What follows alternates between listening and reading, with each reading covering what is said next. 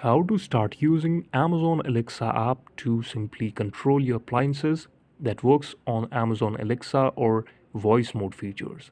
Now, for setting up your account here on Alexa, to set up your devices here, you just need to install the app called Amazon Alexa on your mobile phone and now open it.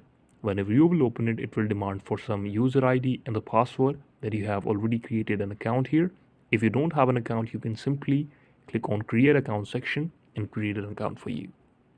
As I have already an account, I will enter my Gmail address, I will enter my password, and then I will simply log into this account.